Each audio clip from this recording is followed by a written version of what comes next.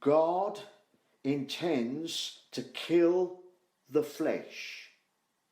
Everything that is of flesh, God will kill it, destroy it utterly.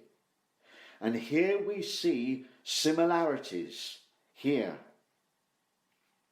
These people are wicked, they are vile, they are degenerate, and they have to be destroyed because they will be a bad influence on the children of Israel in their conquering the land. In their conquering, they have to destroy everything that will influence them into idolatry and abominable ways. And so it's similar with us. God has to kill the flesh. Paul said, didn't he, that if we live after the flesh, we would die. But if through the Spirit, we would mortify the deeds of the flesh, and we will live. It's interesting also that Paul commanded the Colossians, didn't he, to put to death whatever belonged to the earthly nature, sexual immorality, impurity, lusts and evil desires. These are the very things that are bringing the wrath of God upon the world. And these are the very things that he said that we put to death. We put to death unforgiveness. We put to death that resentment.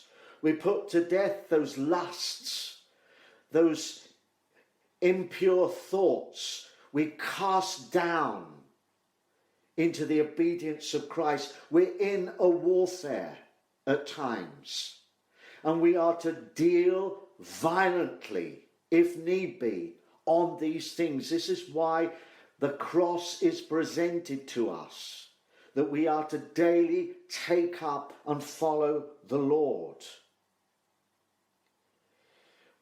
Paul even told the Ephesians that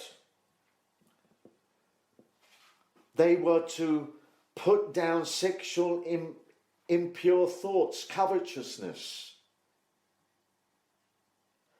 He also said, let no man deceive you with all vain and proud words, because all of these things, the wrath of God is coming on the world. So we have to watch, we have to keep pride crucified, checked on.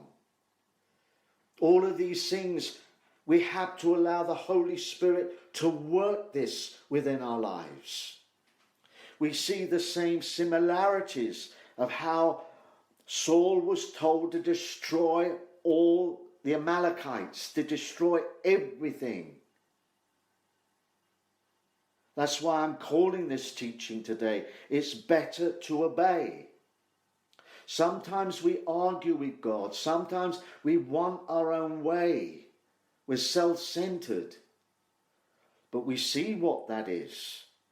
It can be rebellion. It can be the sin of witchcraft, stubbornness. These are things that have to be destroyed in our lives.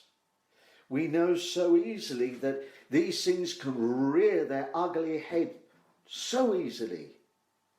So each day we have to be on our guard. We have to walk in the Spirit